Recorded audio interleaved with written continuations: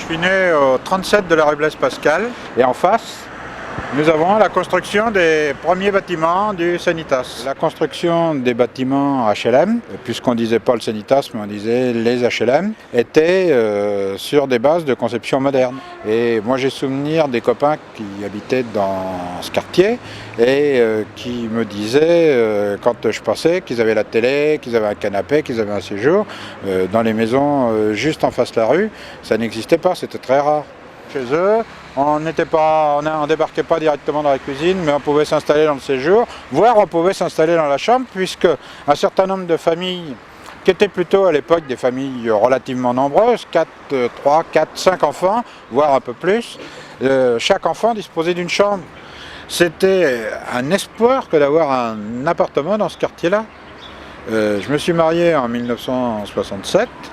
Et en 1968, on a obtenu un logement dans l'allée adjudant Foigny et c'était inespéré pour nous. C'était presque une dizaine d'années après le début du programme de construction. Ça veut dire que le manque de logement était toujours très criant.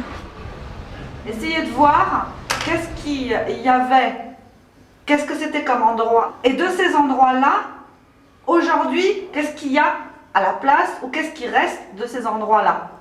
J'ai gravé le jour d'arrivée sur la rambarde de mon balcon. T'as gravé quoi? Le jour où je suis arrivée dans le quartier sur la rambarde de mon balcon. Et on avait un système, enfin les copains avaient un système, c'est que quand ils voulaient fréquenter une fille, ils l'écrivaient sur la porte de l'ascenseur. Mais ils n'existent plus les ascenseurs, donc 1987, je suis revenue de l'île de la Réunion avec mon fils. On a emménagé à l'île de Montcontour. Et depuis lors, mon fils va sur ses 16 ans, il est futur cheminot, parce qu'il a passé son enfance à regarder les trains. En fait, le quartier, c'est comme le centre d'une étoile. Il y a des branches et on peut aller un peu partout. J'habitais rue du Docteur Foudier en passant par la cathédrale pour aller au Palais des Sports. Je crois qu'il n'y avait que la rue Brettorier et beaucoup de terrains vagues. J'habite au 8e et ça a bien changé. La vue est plus si belle, on voyait très loin, mais voilà, il faut bien construire. Il y a 32 ans que j'y habite, j'aime mon quartier, je connais beaucoup de personnes, mais pas de nom.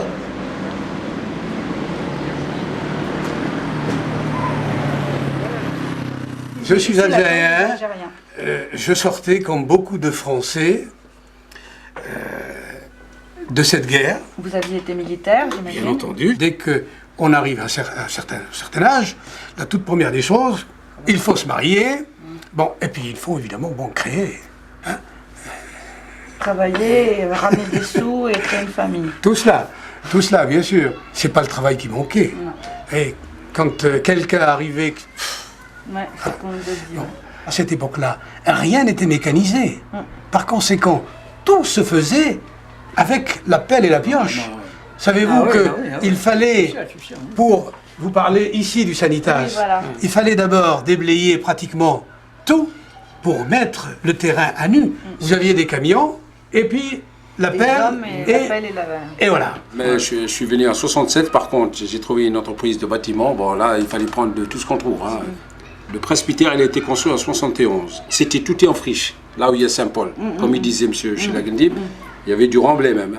Et la plupart de ces gens, on était tous presque des Algériens, pour ainsi dire. Bon, je vous le dis, on se tapait à la pelle et on chargeait des camions. On a décidé, évidemment, de venir en aide à les plus dépourvus, les plus méprisés de la société, parce qu'il faut le dire le mot.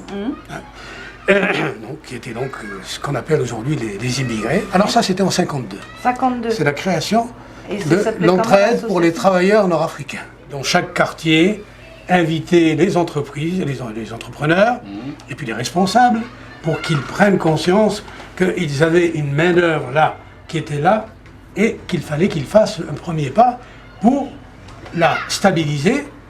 Certains ont dit, on pourrait peut-être créer des cabanes. C'est là que nous avons construit. D'abord, le premier baraquement, il était dans le prolongement de la rue Pic-Paris. On a donc créé 5 chambres de 4 lits.